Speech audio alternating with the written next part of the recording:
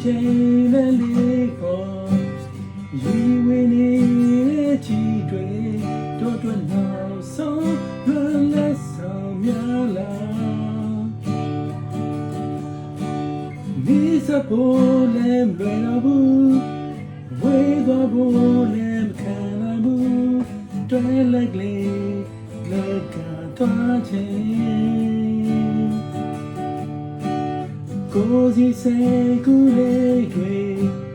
လေးရနေတဲ့လွင်ပြီးပိုင်းစားကြီးပဲ